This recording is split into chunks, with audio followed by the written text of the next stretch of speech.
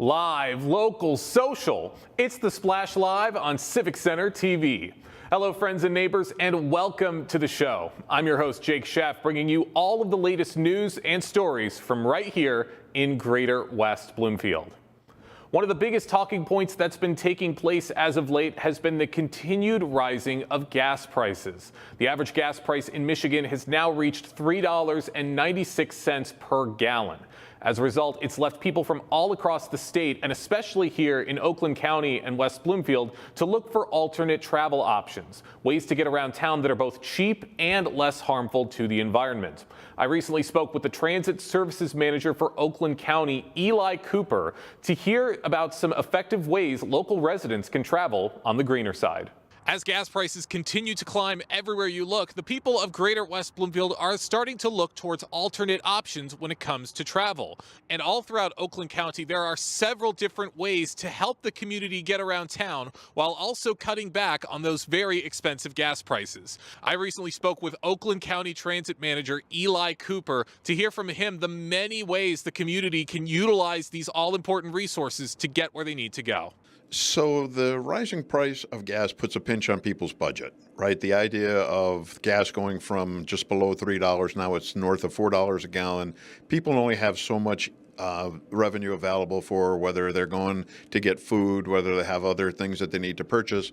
It's a lot of pressure, and quite frankly, it was unexpected. First and foremost, for folks that are in the West Bloomfield area, we have smart bus service. There are buses that run on Maple, Northwestern, Orchard Lake Road. If you live near or can walk to a bus stop, that will take you anywhere that you need to go within the three-county Detroit metro areas, Wayne, Oakland, and Macomb counties.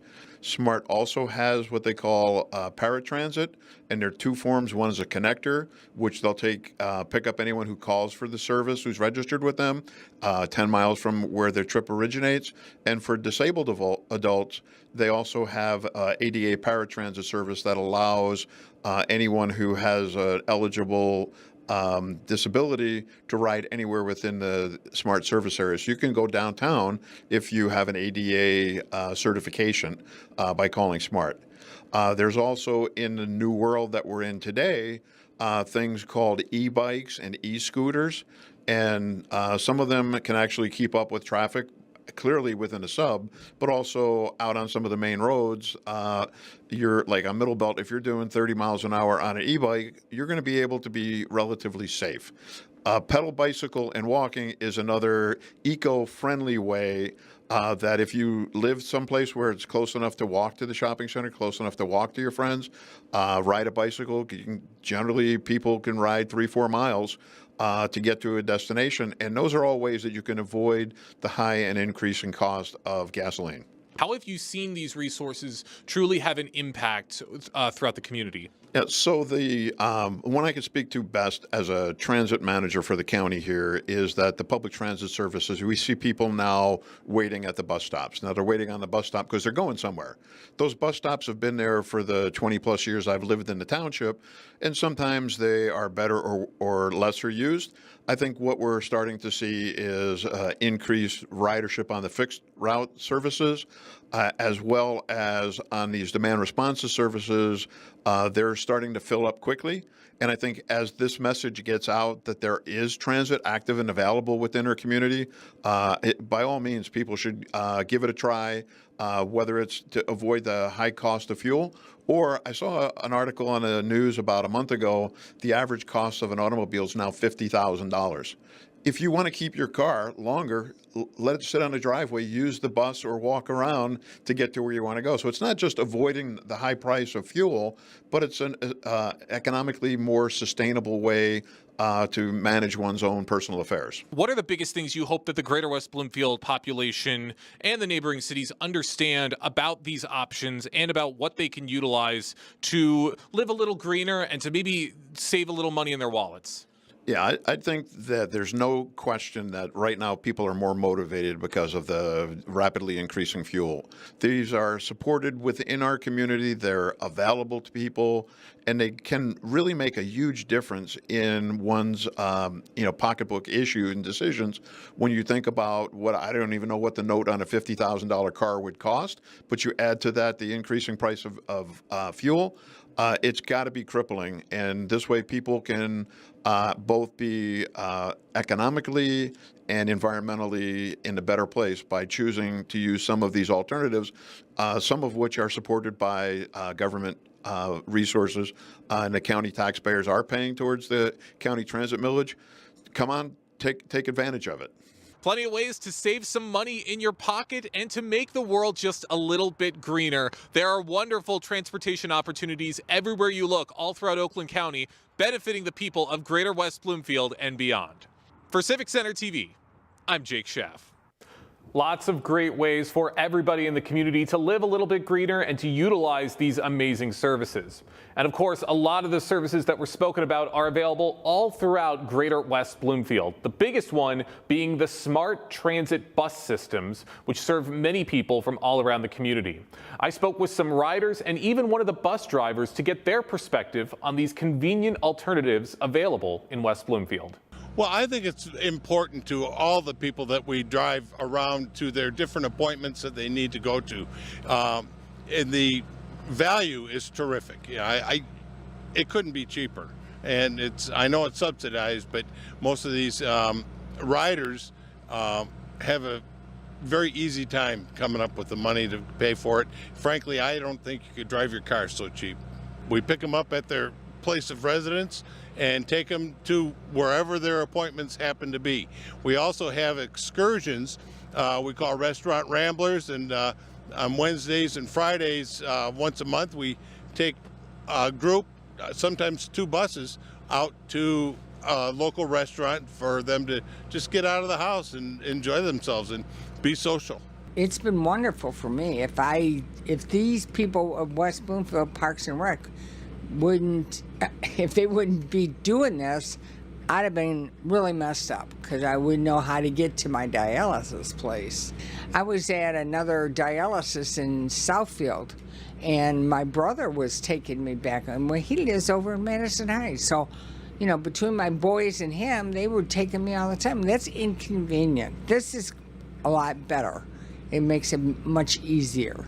And it's cheaper too. Yeah. Oh, yeah. Yeah, because they only charged $3 per way, and the other way was my brother had to come over and put my wheelchair in the car and get me into the car. That's a lot of work. I prefer transportation with the West Bloomfield one is much easier. Cost is a lot better for my situation, and I find it a lot more convenient. I've noticed there's a better difference in transportation these days. It's always wonderful to be in a situation where the districts are in with everybody, and it's a nice convenience to have. Whether it's because you just make the schedule and that's it. Transportation is wonderful rather than driving a car, because cars sometimes can be unreliable. Here in Greater West, great to hear from these residents who utilize these services every single day, and all to make the world just a little bit greener, make the world a little bit healthier with every single ride. And it's great that West Bloomfield Parks and all of Oakland County is working together to make that happen. Here in West Bloomfield, we always love to shine a light on the younger members of the community, as does the West Bloomfield School District. Recently, the West Bloomfield Youth Recognition Awards ceremony took place at West Bloomfield Middle School, celebrating the students that have made an impact on their school, their community, and everyone they meet. I spoke with some of the award recipients to hear what they had to say on being honored by the community they love. It was actually great. I felt proud of myself and the things that I were doing and the music that I'm making and the impact that it has on everyone around me, and it was great. It was truly a blessing just to know that there's people who really understand and truly appreciate the things that kids are doing. And for her to even ask me to do that event, it was like, wow, you you want me to perform for something that's so powerful and has an amazing impact. It was great. It honestly felt great that my teachers recognized my work and that they were sharing my work with the other people too around me, like my peers, and also my family was here, so everybody got to see the work that I do. So it felt good that they were acknowledging what I've done for the community and showing it to the world too. Well, I was nominated from the multicultural department, and it's because I've been able to achieve a lot of things as person who speaks another language, and it's a little bit hard sometimes, and it's been really amazing to see that grow in high school and in other parts outside school too, and it's great. It's great. It's great for the students, but it's also great for the community because everybody gets to come together to celebrate one common cause, and like they get to celebrate everybody's accomplishments and everybody's work that they've put into either their school communities or just the community in general. So it's also really great for the students because it shows how like it just honestly really just recognizes them, and it gives them something like to look forward to.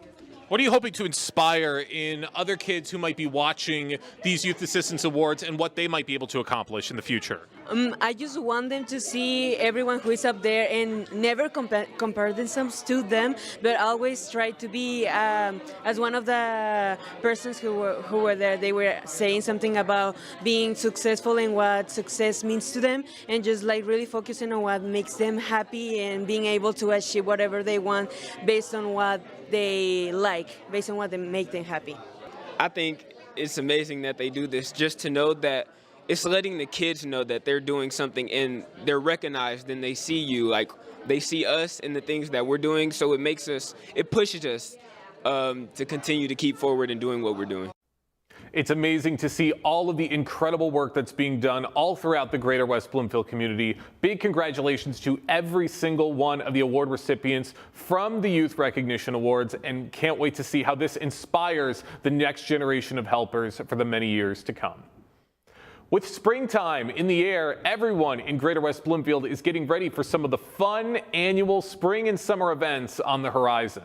One of the most anticipated events, of course, is the Orchard Lake Fine Art Show, which is scheduled for July 25th and 26th of this year.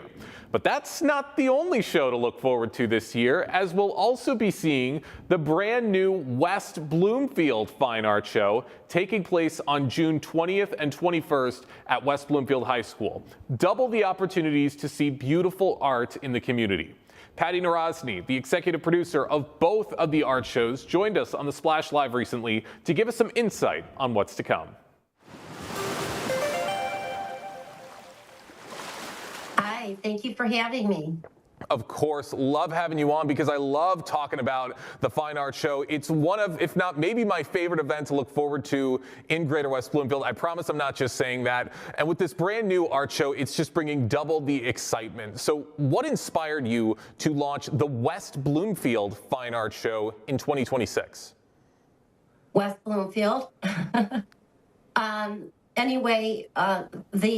What inspired us is we were looking for another show in Michigan, and West Bloomfield is great to work with, and so is the school district. And Katrina Crane was very open from the community education department about alternative locations at one of the schools. So we added a second show, June 20 and 21, at West Bloomfield High School, which is farther north than our current event, 23 years, the Orchard Lake Fine Art Show. And what really inspired us is the jobs and the manufacturing coming back from all the auto companies and all the Midwest jobs that are coming back to Michigan, which is really why we inspired another show in Michigan. Interesting. I love that. And as you said, it's going to be taking place at West Bloomfield High School. The event will be June 20th and 21st. Now, we've seen the Orchard Lake Fine Art Show for quite a few years now. We've seen the types of artists and the types of creators that tend to be brought in for that show. How is this new show? How is that going to be different from the Orchard Lake Fine Art Show? Well, we bring artists to Michigan that don't do Michigan shows, because right now I'm having this interview in Bradenton, Florida, where I live year round. And we just hosted 13 shows in Florida. in Sarasota and Boca Raton, Naples, Tampa, and West Palm Beach. And so that's how we bring artists to Michigan. The West Bloomfield show at the high school will give artists who can't make it to the July show an opportunity to come to Michigan and sell and feature their work. Interesting. So providing more opportunities for these wonderful artists to showcase as many of them as possible for the people of Greater West Bloomfield. I love it. Now, for this very first show for West Bloomfield, I mean, curating the artist lineup, I mean, that's got to be a tall order, especially for the very first of its kind in West Bloomfield. How are you curating the artist lineup for this first year? So jurying doesn't mean jurying. It depends on the actual show. And I'm now the curator after many years of being trained. Many people know of Ann Kuffler from Ariana Gallery in Royal Oak. She's been closed about 15 years. But she really helped me give some great direction as to what to look for with the artists. And we produce now over 150, 200 shows if you include our Florida lineup. So pretty much I know many of the artists now, and because we've been doing shows 25 years, and some of our shows are top 100, including the Orchard Lake Fine Art Show, we started doing something simple for artists who participated with us for a minimum of 5 shows. Is they're juried in as long as we have the space, and they have to tell us soon enough to make sure that they can reserve a space. So we try to waive it for many of the artists that support us for many, many years. But there's an electronic jurying system called Zapplication. It's application with the letter Z in front of it, .org, and we're members of it. We're started way in the beginning with them. And the artists need to submit 3 images of their most compelling work, along with one of their booth presentation that they would set up at the show. And the work is based on originality as number 1, technique, execution, and then booth appearance. Now, we work with many new artists who don't have a booth. So Hotworks recently invested. We're the only Michigan company for sure, and I think I'm the only woman company in the entire United States that has purchased 28 light dome tents, which are specific for art shows. And the light dome tents are a certain kind of tent for artists to allow the light to shine through onto their work, like from the daylight. It's not a heavy top covering. And then we also invested in pro panels, which are walls to hang the artwork. So we're bringing our tent company to Michigan, and West Bloomfield schools. You'll see our truck parked there for 5 weeks at the schools. And it's our tent company. And so for artists who are new and they don't have a booth presentation, they can submit images of their most compelling work and say, hey, we don't have a booth, we're new. And then we jury based on their work. And if they don't have a way, like if they're going to invest in a tent or a setup, then we're happy to rent them. And that's how we make the show more standard, and it looks more professional with those beautiful brand new tents that we have. Interesting. Providing all these resources to make sure that every artist has exactly what they need to showcase their wonderful works at this amazing art show. For those just joining us on the Splash Live, I'm talking with Patty Narozny, the executive producer of both the Orchard Lake Fine Art Show and the brand new West Bloomfield Fine Art Show, which will be taking place in the coming months throughout Greater West Bloomfield. Now, I'm curious, Patty, how will these 2 shows work together to strengthen the regional art scene, especially what we see right here in Michigan? Oh, yeah. Well, anytime you bring art to the community, it strengthens the community, period. I mean, art is just beautiful, and it brings everyone together. There's no politics involved in art, which is the great thing about that. And just everyone from the entire world is part of the events. And with all the jobs that are coming to Michigan, it'll allow people to have something great to do for these 2 weekends and enjoy art. We'll have food trucks. At the Orchard Lake Fine Art Show, we'll have great entertainment. And they're great community events to go out and have fun and bring the family. Both shows will integrate a kids art competition. These are unique, one of a kind art competitions. I made it up about 2004, I believe, and to date we've exposed 5,000 students to the roles and entrepreneurship opportunity of doing art shows for a living. At the West Bloomfield show at the high school, this competition is for grades 6 through 12, appropriately for the high school students. And then at the Orchard Lake Fine Art Show on Powers and Daly, the student art competition there is for grades K through 8 or ages 5 to 13. And again, West Bloomfield Schools helps us get the word out for the students who can submit up to 2 of their original pieces. It's $3 to enter because we want serious entries only. And they can enter up to 2 entries. The work is displayed at the art show duration of the event. And on Sunday at 3 p.m., we have a presentation with winners. And it's the way we expose students to the roles and entrepreneurship opportunity of doing something they love for a living.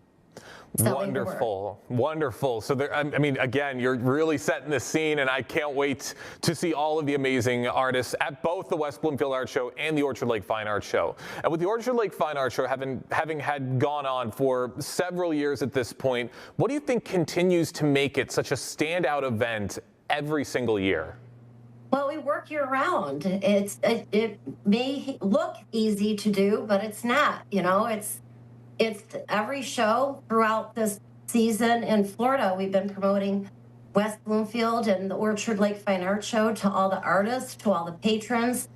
So it's a cross promotion. There's many patrons from Florida that go to Michigan that go to Florida, and we're branding ourselves so people know to look out for this event because we bring artists that you don't see at other shows.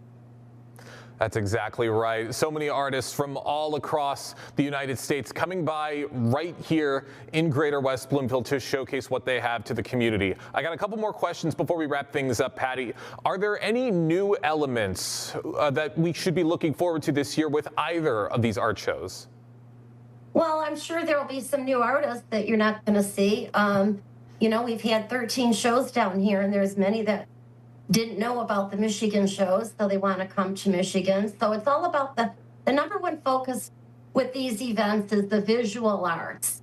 It's the paintings, clay, glass, jewelry, fiber, wood, photography, mixed media. That's our focus. And hopefully you'll see artists that normally don't come to Michigan, and it'll be fresh and new for many of the patrons to see. That's right. So make sure you mark your calendars for June 20th and 21st for the West Bloomfield Art Show and July 25th and 26th for the Orchard Lake Fine Art Show. Patty, last question. What would you like to say to residents looking forward to the summer art season this year? Well, get out and enjoy and learn and look and love. And our motto is see art, love art, buy art. So anything, you know, if you're not sure, if you're looking to purchase something, if you love it, buy it. That's the bottom line. That's right. Look for something. If you see something that maybe you think would be really good in your home, don't be afraid to hand over some cash and to take it home to spruce up the house. I mean, I think everyone's going to look forward to that. Patty, thank you so much for joining us today here on the Splash Live. Thank you, Jake, and Civic Center TV. See art, love art, buy art. Residents will have many opportunities to do all of those things with these amazing art shows coming in June and July. So much to look forward to with the summer season. Very soon in Orchard Lake, a strong and meaningful event will be taking place, providing a welcoming space for women across the community to connect, collaborate, and celebrate. The Global Michigan Women's Chamber of Commerce will be holding their annual tea at the Pine Lake Country Club on April 18th. Attendees can enjoy an afternoon of tea, light fare, and engaging dialogue centered around empowerment, leadership, and community growth. Here to tell us more about the event and the opportunities it provides is the COO of the Global Michigan Women's Chamber of Commerce, Deborah Spring. Deborah, thank you so much for joining us today here on the Splash Live. Hi there. Thank you for having us. Of course. Great to have you with us. Really love hearing about events like this. This seems like a fun event right in Orchard Lake for the women of the community to enjoy. What inspired the creation of the annual tea, and how has it evolved over the years? Well, our organization, Global Alliance Solutions Foundation, was established to support refugees, human trafficking, and women. And through that program, we established the Women's Initiative so that we did really support women in business, women coming into this country. And our founder and CEO, Dr. Zena Salem, wanted to do more for women. And so we started, or she started actually, the Women's Chamber, the Global Michigan Women's Chamber. And in that chamber, our hopes are to really bring women together to work together, to support one another, support businesses, to do outreach and mentorship. So our first event was a ladies' tea. And the very first one we did focused on human trafficking. And the women who attended were just amazed and shocked somewhat by the material that we were sharing. We had someone join us who had been trafficked in the past, and they wanted more. They told us what they wanted, and we took our time, worked on it, and had our second tea last year. And this year, our tea also continues to focus on important areas of women business, and delivering education, as well as provocative speakers that people could really relate to. So this tea, again, it's a relaxing environment. It's a time to talk, to network, we have women businesses there as vendors, and we have an amazing speaker, Immaculée, who was from Rwanda. She was a survivor of the genocide there, to speak to us. We have the mayor of Detroit coming to speak to us.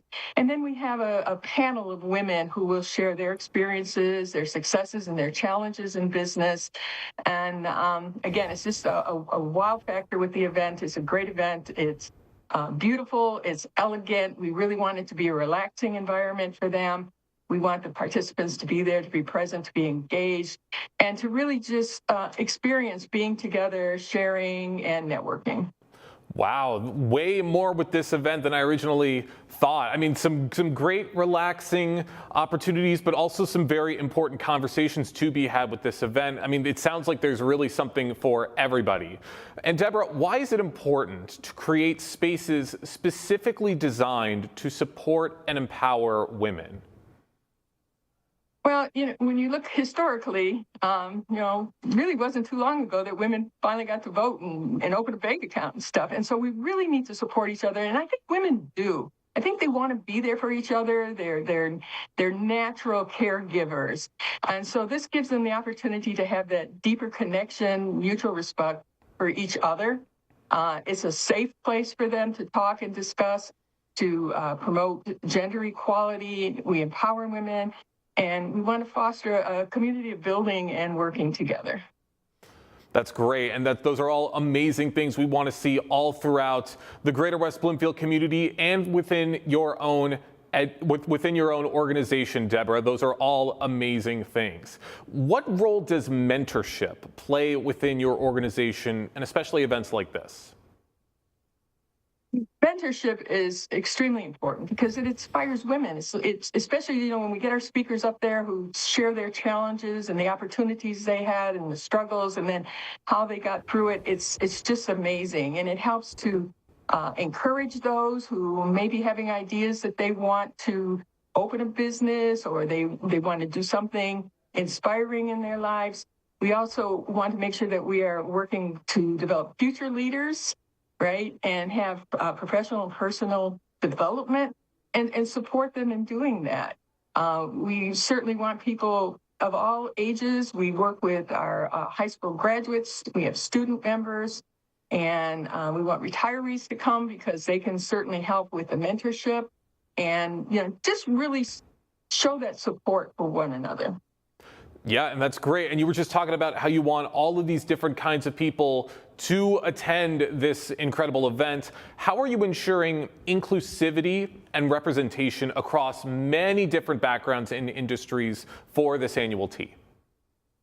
Well, our outreach intentionally seeks all women, all nationalities, all businesses, all service-oriented people, all those looking for a sense of belonging, willing to mentor and support one another. And the goal is to really expand beyond Michigan and beyond the United States through shared ventures abroad, to see other women in business and the way they do business, and to link across the world. So again, we want to be that support for the women. We want to be able to encourage them. We want to provide that sort of a structured relationship, but also open to everything and ideas and support from one another. We want our members to bring us ideas to see what they would like to see happen and bring new ideas and really think outside the box sometimes, as we say, so that women are really focusing on what's needed in business. We have the older generation that can bring a sense of the histories and what happened and how to conduct things. And we have the newer generations who are much, much better with social media and all the nuances of the, interactions. And so we want everybody there so that we can work together and continue to move forward and grow. I love hearing everything you're saying, Deborah, and it's great that you're providing these opportunities to share these stories and to give these women a chance to connect and to bond over so many different things. For those just joining us on the Splash Live, I'm talking with the COO of the Global Michigan Women's Chamber of Commerce, Deborah Spring, talking about their annual tea that's going to be taking place on April 18th at the Pine Lake Country Club. So that's coming up very, very soon. And you said that this event's been going on for a few years now. I'd imagine that there's probably going to be some people who've stopped by previous events that are coming to this one again. What if people had to say to you about what this event stands for, represents, and how they feel? I call it the wow factor. We create a wonderful environment, outstanding presentation, and women supporting women. Women who attended last year said, make sure you invite me next year. I really enjoyed this. I pampered myself a little bit. I felt really appreciated. It made me feel stronger. And so they all asked to make sure we invited them back, and most of them are returning. And we're just so happy to see them do that. We want women to feel special at this event. Our CEO goes way out of her way to make sure when you walk into that room, you just feel like you're in a brand new place. And it just inspires you just from walking in. And then, of course, the caliber of the speakers that we provide, and just the whole environment to feel safe, feel comfortable, feel welcome, and enjoy yourself for a day. Pamper yourself a little bit and enjoy everything that we're going to offer. I love it. And I hope everyone has those feelings as they stop by this event, take it all in, and to form those very meaningful connections. Deborah, I got a couple more questions before we wrap things up. Out of everything, above all else, what is the most important thing you hope attendees take away from this experience, both personally and professionally? Knowing that they really can do whatever they set out to do. They have to have the right mindset. That it's okay to ask for help, because that's what we're here for. We're here to help one another. And success is different for everyone. And so know what your success is, know what your inspiration are, so you can create that picture of your success. And always remember to give back.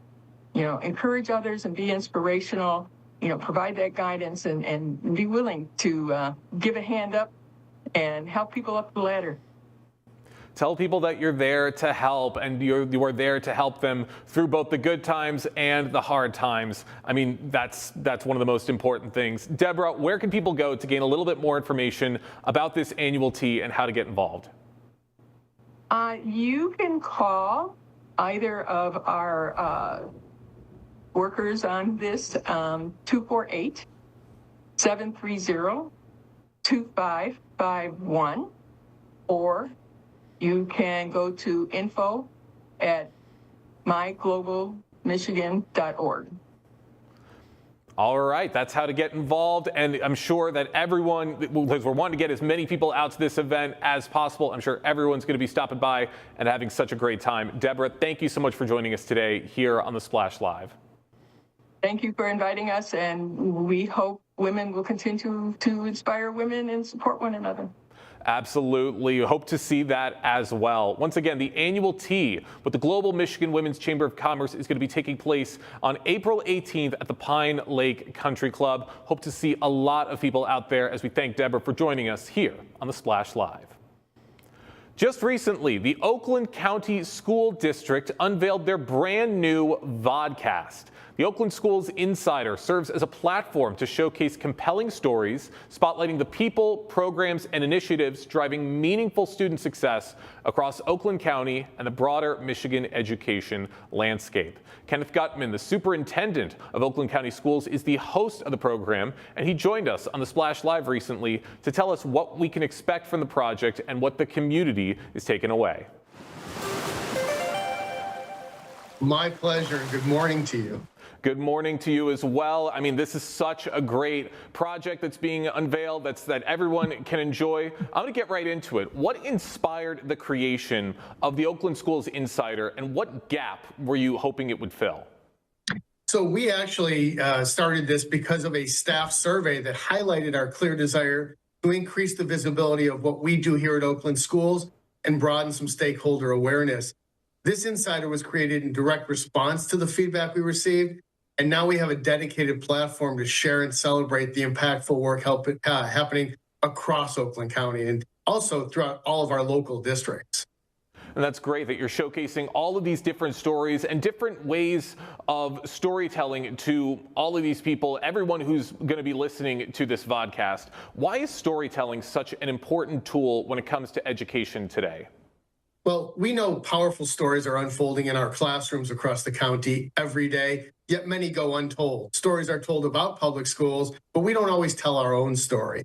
So we now have a chance to highlight and celebrate the achievements of our students, of our educators in meaningful ways. And so through this, we're elevating voices and experiences and continuing to focus on showcasing student achievement. That's great. And I'm sure with something like this, there's going to be a wide array of guests that you're going to have on, individuals. What can you tell me about who, like the kinds of people that you're going to be having on the Oakland Schools Insider, and how do you decide which stories, programs, or individuals to feature in each episode?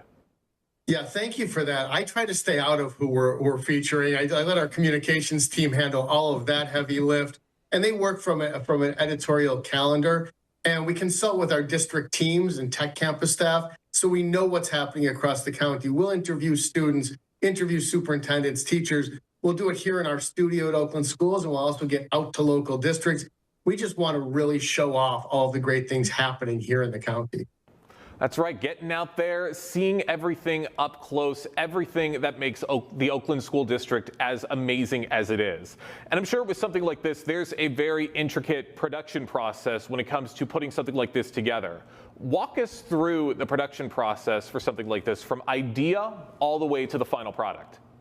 And once again, yeah, I can share with you the process. I try to stay out of it and show up at the end. And we really have great people on our communications team who do the heavy lift. But they review their editorial calendar, story submission ideas. They secure guests, coordinate schedules. They begin the scripting, and then there's post-production editing, which takes, a little bit longer. Each episode, I'm told, takes about 3 weeks from the beginning to the end.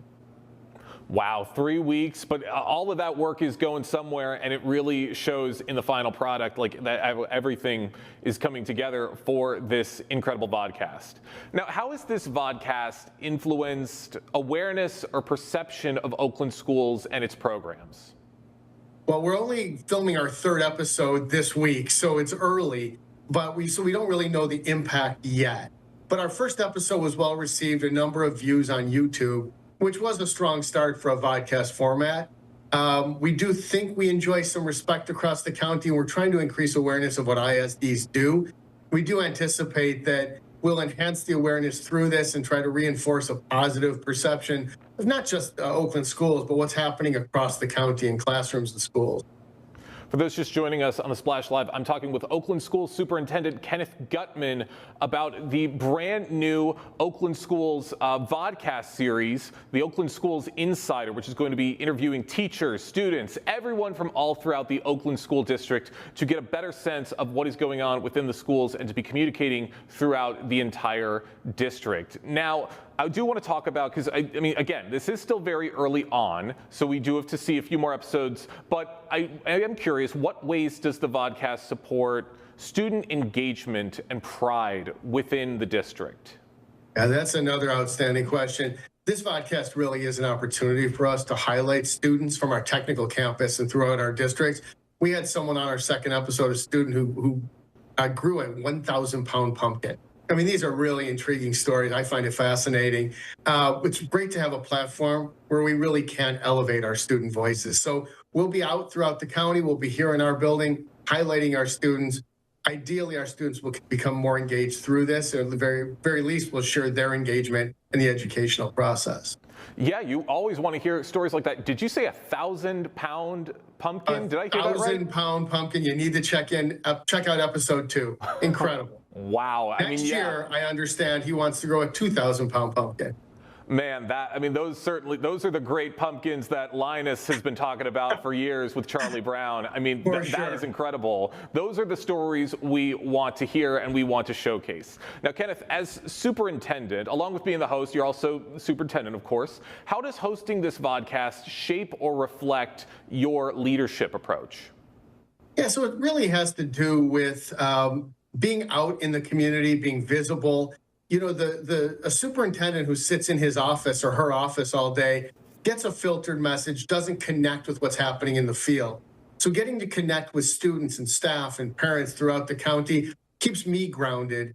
There's a transparency to it. There's an openness. There's a vulnerability. And ultimately, there's an opportunity to show what great education we provide here in Oakland County. So for me, it's really about getting out into the field, talking to people, and more importantly, listening to their story. That's right. Hearing those stories, talking to people, getting to know them, and showcasing everything you can with the Oakland Schools Insider. Now, we've seen Oakland County implementing something like this. Do you possibly see this model being replicated in other regions or other educational systems, maybe taking a page out of Oakland County's book? Well, we'd like to have some success first, of course. But it's certainly possible. I mean, the education community does recognize the importance of telling stories, and whether it's a vodcast or another platform, any effort to highlight and share meaningful stories of student achievement, we fully support and would be happy to take part in with our local district or others who'd like to replicate this. Well, yeah, I'm sure, and we want to see this vodcast go on for quite a long time. Kenneth, what is your long-term vision for the Oakland Schools Insider, maybe over the next 3 or 4 years?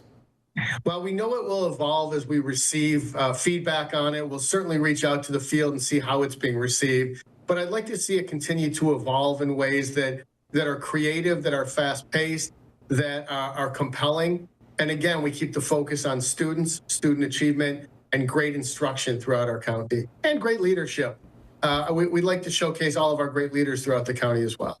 Of course, staying with those core values and those core principles that make this vodcast what it is. Kenneth, it's been great talking to you. I got one more question before we wrap things up. Can you give us maybe a little bit of insight on maybe the next couple installments of the Oakland Schools Insider, of what people can expect? Well, we're going to continue to talk to people in the field. I'm going to interview tomorrow for our episode 3, Sherry Collins, who's our communications person, and talk to her a little bit about the Insider as well. We'll get a little behind the scenes peek. And in the future, I'll be interviewing a local superintendent in episode 4, and then more great stories about students to come. Awesome. Can't wait to see these stories. Can't wait to see all the great storytelling opportunities that there are within the Oakland School District. Kenneth, thank you so much for joining us today here on the Splash Live. Always a pleasure to be on the Splash. Thanks for having me.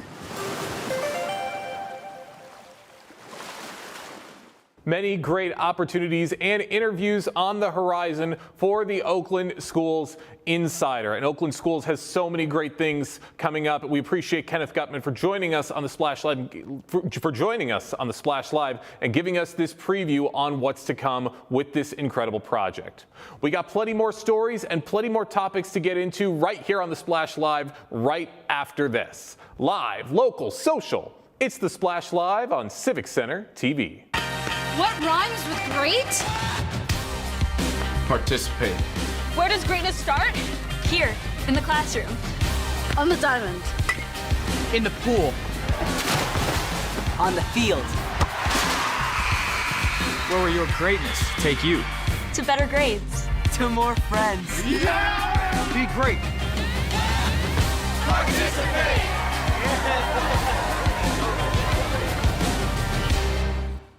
1 in 4 Michigan homes has high levels of radon, a naturally occurring radioactive gas known to cause lung cancer. It doesn't matter where you live or what type of home you have.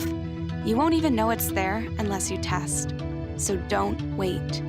Testing is cheap and easy, and if there's a problem, it's simple to fix. Visit michigan.gov/radon to learn more. We took action. Will you?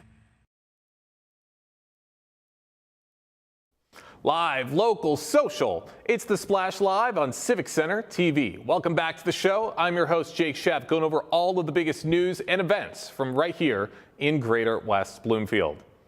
The Greater West Bloomfield Chamber of Commerce is hosting its Leadership Luncheon, bringing together business professionals, community leaders, and aspiring entrepreneurs. The event takes place on April 29th at the prestigious Wabeek Country Club in Bloomfield Township, with featured speakers including Casey Crane, the president and CEO of Crane Communications, and Rup Raj of Fox 2 News and host of The Pulse. Here to tell us more about this year's luncheon is the executive director of the Greater West Bloomfield Chamber of Commerce, Suzanne Levine. Suzanne, thank you so much for joining us today. Good morning, and thank you for having me. Of course, always love hearing about these events throughout Greater West Bloomfield to give these business leaders a chance to mingle and a chance to form those ever important connections. So I got to ask, what inspired the Chamber to organize this year's Leadership Luncheon, and what makes it unique? I think that the community really is interested to hear what some of our leaders have to say about the trajectory of, business this year. I mean, we know that there's so many global events that impact local, our local businesses. So I think it's really imperative that we get some of the experts that have a pulse, literally, on what is going on and how they can try to protect themselves or how to sustain their business during these very challenging times.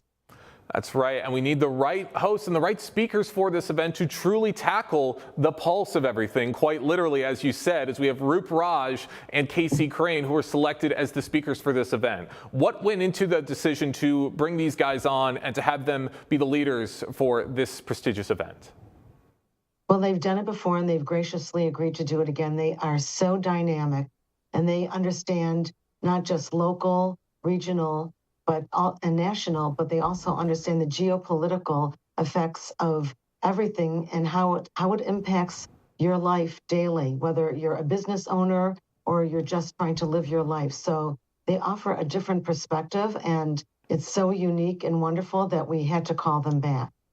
I'd imagine so. And as you said, very prestigious and very great backgrounds for both of these speakers, especially Casey Crane. How does his experience in business leadership translate to actionable advice for attendees? Well, a lot of people might not realize this, but Crane Communications is an international magazine. So they have a really unique perspective on how to take the macrocosm of what's going on and bring it down to the microcosm of what's going on. So, and how it will impact business going forward. So he has so graciously agreed to do this. He's so busy, and he gets to interview world leaders. And so he has a very, very diverse and very unique perspective on what's going on. And of course, it impacts his business as well. So I'm just so actually honored that he feels that he wants to do this for our chamber. I'd imagine so. It's great to have both of these guys at the helm for something like this. And there's going to be so much material and so much information for all of these attendees to absorb and to take in with this very immersive event. What key leadership lessons do you hope attendees walk away with at this leadership luncheon? Well, besides the important connections that they can make with other business owners and some of the other business leaders that are in our community, I'm hoping that they'll find a way for some strategies to make sure that they not just survive, but they thrive during these challenging times and going forward. And as we know, you cannot rest on your laurels. You might have, a thriving business, but nobody knows what the future brings tomorrow. So I think it's really imperative on business owners to constantly think about how they can reinvent their business, how they can attract new customers while sustaining the old ones. I would agree, and I want to go into that just a little bit more because especially here in West Bloomfield, where we have a very vibrant business scene with so many small businesses, so many connections, how great is it to see this kind of expand a little bit, especially reaching out to someplace in Bloomfield Township and to hopefully benefiting even more people beyond just this community? Well, as you know, we really are the backbone of America. The small business community is the backbone. So the fact that West Bloomfield is sort of like a picturesque image of what's going on in the rest of the world. Yes, we have an affluent society here, but at the same time, we do have businesses that are struggling because just because there's affluence, it doesn't mean that it's going to normally attract business. So we have to figure out a way to move outside of our community and draw people from other communities to say, we're open for business and we welcome you, whether it's the restaurants or the med spas or the hospital or whatever it is. We have such a great, vibrant community with our parks and rec, our library. We have a fabulous police force. So we have so much to offer in this community, whether it's, you want to live here, whether you want to work here, or whether you want to play here. So I think it's really imperative that everyone understands that when we have these two very dynamic speakers, they are kind of addressing the nation of small businesses, of small business owners. They're talking to everybody. They're reaching out to as many people as they possibly can and helping to make the community so much more of a better place, even better than it already is. For those just joining us on the Splash Live, I'm talking with Suzanne Levine, the Executive Director of the Greater West Bloomfield Chamber of Commerce, talking about this year's upcoming Leadership Luncheon, which is taking place on April 29th at the Wabi Country Club in Bloomfield Township, with featured speakers Casey Crane and Roop Raj. Great speakers and so much for all of these residents and all of these attendees to take away from something like this. Why is it important for communities like West Bloomfield to invest in leadership-focused programming like this one? I think especially today, there is a lack of understanding from business owners how to retain their employees. Because we know if you don't have good employees, it doesn't make a difference how great your business is. Your employees are the front line. So listening to, someone like Roop Raj or someone like Casey Crane or someone that has worked with business owners to strategize on how to make their business stronger, I think it's really important. They can show them that part of the thing, and I know that part of it is, salary or but if you can't show your employees that you're grateful, then you're going to lose them and you're going to lose your business. Employees are really the front line of any business. So listening to what they have to say on all aspects of your business, obviously economics are really important, strategies, social media. I mean, there's so many factors today that business owners did not have to worry about years ago. So if they can try to glean one little kernel of truth or something that will help impact their business, then this is really worth their while coming. And also just meeting all the great people there, because this is an obvious, very great opportunity to network with other people and exchange business cards and maybe do business with one another. That's right. It's that little bit of extra that goes a long way to really help a business thrive. As you said, it's a team effort, and everybody's working together to make sure that it succeeds. It's not just the boss, it's the people who work for the boss. And with an event like this, I mean, there's going to be so many chances to form those connections. And I would imagine speaking directly with the two speakers, Casey and Roop, what opportunities will attendees have to interact with the speakers? Well, certainly before we get started, but there's a Q&A afterwards, and they've been very gracious about staying a little bit longer after the Q&A is over, because you can imagine everyone wants at least a picture with them. Of course. So it's just an amazing opportunity because you're getting in front of these people, and who knows, maybe Casey will be intrigued enough to, offer to do an article on you, or have one of his business editors come and actually talk to you. And the same with Roop.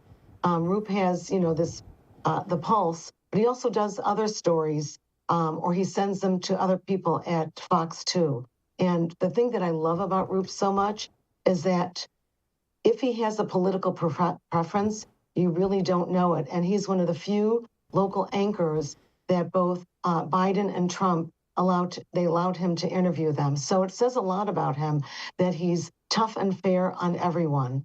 And so this is just a great opportunity to pick their brains, to find out what a true leader looks like, because a leader can't be so far ahead of his troops that he doesn't know what's going on. He really should be embedded with the troops, or maybe even behind them, and try to inspire other people to lead. That's what a good leader does. They don't take all the credit for what's going on. They really try to inspire the people around them to become leaders. And we know that there are a lot of people that are not good leaders, and so they're really setting the example. And I'm hoping that people can learn from that. Yeah, I hope everybody can learn from that and can take away so much from this incredible luncheon. Suzanne, I got one more quick question before we wrap things up. Above all else, what impact do you hope this event will have on attendees, both professionally and personally? I'm really hopeful that if nothing else, they make one really great connection that can help their business, and that they have one takeaway from this event that inspires them to be a better leader, a better business owner, a better community person. That's what I'm really hoping for. That's right. And if everybody takes just one little thing away from this event, it'll have a huge ripple effect throughout the community. I can't wait to see it. Suzanne, thank you so much for joining us today here on the Splash Live. And thank you again to Civic Center TV and you and the whole crew for always covering these events, because I think it's really important. If someone is unable to attend, then for sure they should watch on CCTV. Of course. And this event, once again, will be taking place on April 29th at the prestigious Wabi Country Club in Bloomfield Township. So we thank Suzanne for joining us here on the Splash Live. Recently, the West Bloomfield Township Board recognized the heroic work of local police, fire, EMS, dispatch, and water department personnel in response to the attack at Temple Israel on March 12th, which helped to ensure over 100 children, as well as the teachers and staff who all exited the building safely, reflecting on their heroism, as well as how the community-wide response defines the heart of One West Bloomfield.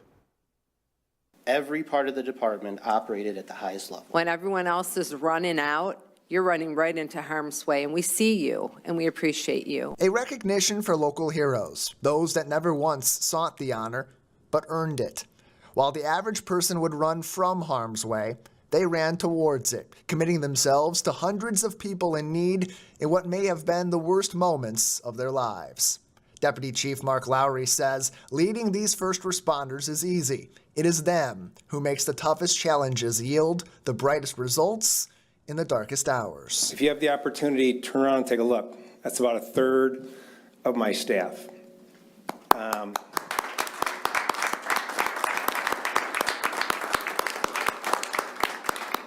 I get a little choked up every time I talk about them. That is, the men and women you see there are probably the most professional, knowledgeable, and kind folks that you can ask for. And that's the team that shows up on time, every time, when you dial 911. The 12th was a very challenging day, And this is the group of folks that made it happen. I would love to take credit for it. I had nothing to do with it. This is your team, so thank you.